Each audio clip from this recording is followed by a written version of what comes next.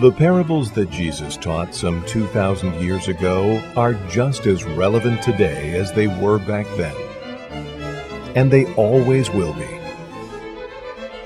Join us now as we explore the wisest life lessons ever taught. Timeless stories about ourselves. These are the parables of Jesus Christ.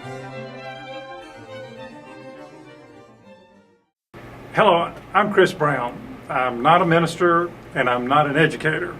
I say that just because I don't want to pretend to know more about the parables than I really do. But I am an artist, and over the last several years, I've been working on a series of paintings about the parables of Jesus Christ. And in the process of doing that, I have learned a whole lot more about the parables than I ever did before, and actually I've learned a whole lot more about myself.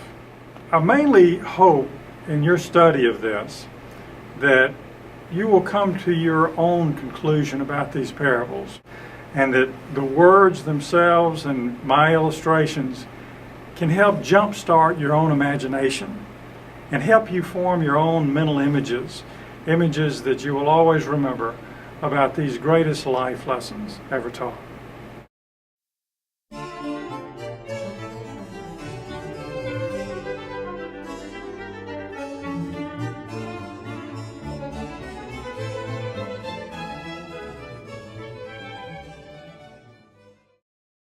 When we study Scripture, parables in particular, there's a sort of four-part process. There was the original spoken story, set of circumstances, situation in which Jesus was teaching people. Then, generation or two later, gospel writers like Luke and Matthew collected those stories. They wrote them down so that others would be able to experience the teachings of Jesus for their time.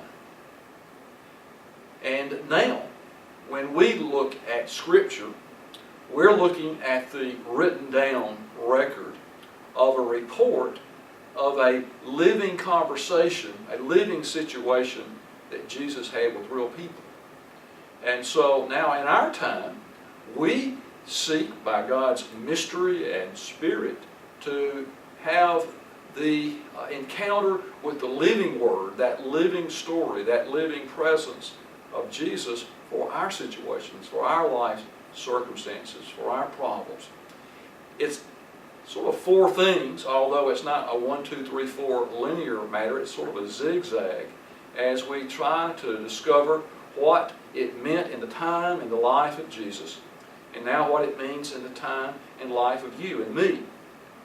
There is both the situation, the problem, the predicament of that day, to which Jesus, teaching, His presence, His grace, gave an answer, gave help, gave strength, gave direction.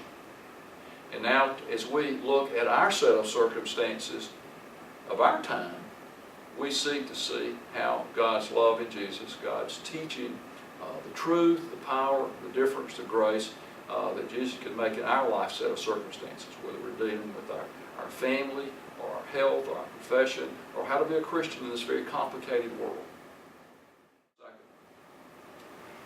Bible scholars tell us that our most direct experience of the pure teachings of Jesus are these parables. We're told that these parables take us closest to the living Jesus, what He really said to people. And it's important to understand why Jesus, or if you remember back in your Old Testament days, the stories of like David's prophet Nathan, who came to Jesus, came to David to say, you know, you didn't do the right thing with Bathsheba. But he couldn't say it to him directly because you're the king, you know, you might take the head of your prophet off. And prophets like to keep their heads. And so Nathan says, well, let me tell you this story about a man who had a lot of sheep, but he steals his neighbor's only sheep for a party. You know, David's ready to go get him. He said, you know what, you're the guy. You have a lot of wives, you took that one man's wife. All right, rooted down the road to Jesus' time. Parables are told to people in power who do not particularly want to see the truth about themselves, hear the truth about themselves.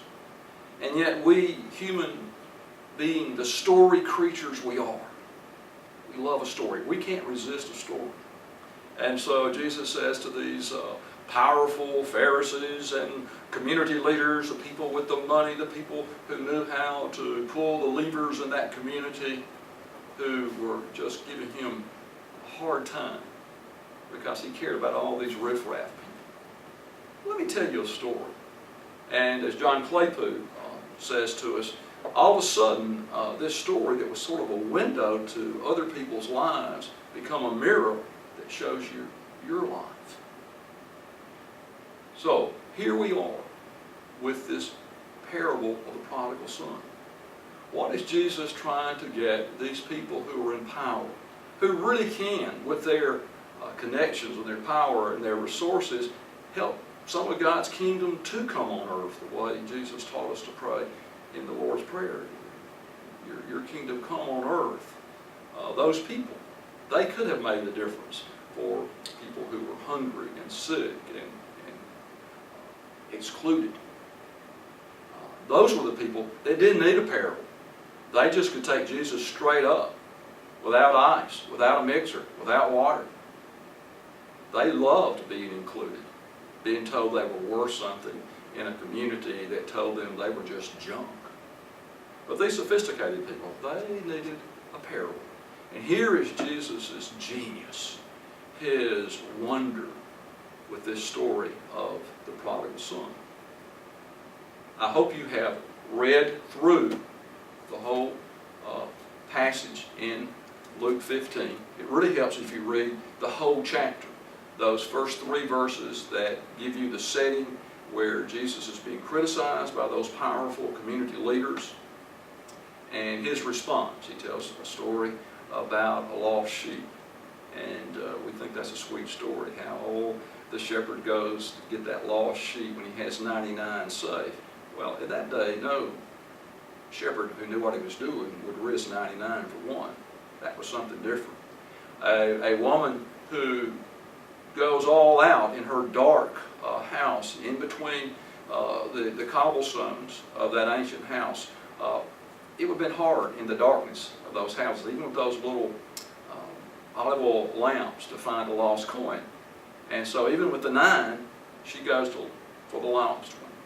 That gets us then in the parable of the lost son, the longest part, the major part of Luke 15. So if you haven't read that, turn me off and read it.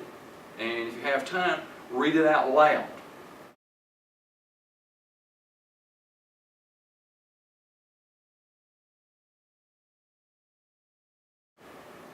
Someone has compared this story to a movie.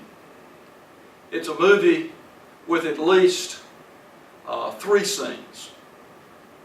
The movie begins with this smart aleck, young adolescent, young adult, son, as most of us were at that age, that we know more than our dads and our moms, and he just says, "Hey, Dad, can't wait for you to die. Give me my inheritance." And oddly and crazily, the dad does it. And then he goes off. The scripture says he lived in desolate living. I don't know what desolate living is. It doesn't sound like much fun. Someone said perhaps he went to the Las Vegas of that day, or at least maybe the Biloxi of that day. And pretty soon he blew his money, and you have to understand the significance of that day of a Jewish kid going off and kosher. You don't even eat pigs, and you're feeding pigs. You're working for foreigners. And by that day, and that custom, not just making it up, a child, a son or daughter who lived as a Gentile was considered legally dead. And you know the story. It says that he came to himself. And that's an amazing phrase in our lives, that sometimes with God's help and with people who love us and don't give up on us, we come to ourselves. Nobody can change our lives for us. We have to come to ourselves. We can't do it by ourselves. But at some point, 12-step people tell you have to hit bottom. And then you realize you can't make it without God's help. He does that. He's ready to come home. He's tired. He's hungry. He has a thing. And in the story, the young man comes home. His dad welcomes him, won't even let him give his speech. And we think, oh, that's wonderful. He brings out the robe. He brings out shoes. You have to understand, in those days, only free people wore shoes. The boy was like a slave. He had no shoes. He brought a ring. That wasn't just a nice thing. That was a signet ring. And that meant he could do business for the family. All right, that sounds like a great second scene, end the movie, go home. Wasn't that wonderful? But the truth is, the most emphasis of a story, of a parable, is the last scene. And the major scene of this is the scene with the big brother.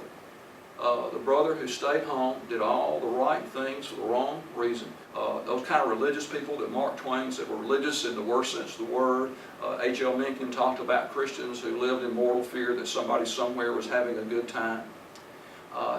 And yet, we need to see through that. This guy, has got an attitude. But there's, in that boy, what about me, Dad? I try to do the right thing. What about me? And if you see how the father restores the son who has come back, breaking all of the barriers of the culture today, it's also clear to those who heard this from Jesus that the father breaks all of the barriers of the culture that would have dealt with an older son. Chris Brown has captured this in the faces of each of these people. The father says, this son is dead, but he's back alive. But he's also saying to this son, I love you. All I have is yours.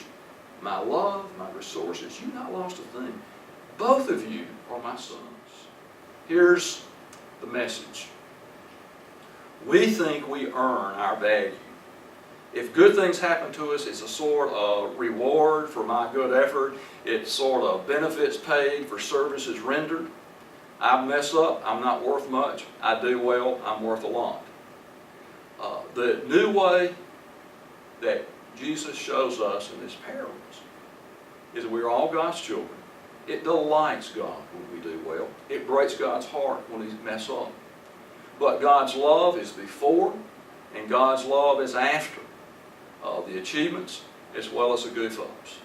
As John Claypool says so eloquently, simply but powerfully, life is a gift. Every day is bonus. We are God's children now and forever.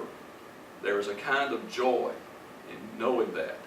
It enables us to forgive ourselves, to forgive each other, and to see bonds across all kinds of divisions in our society. You were loved by God before you took your first breath. By God's love, you take every step of your life. And at the end, our belief and our hope is we return to the God who gave us our lives in the first place.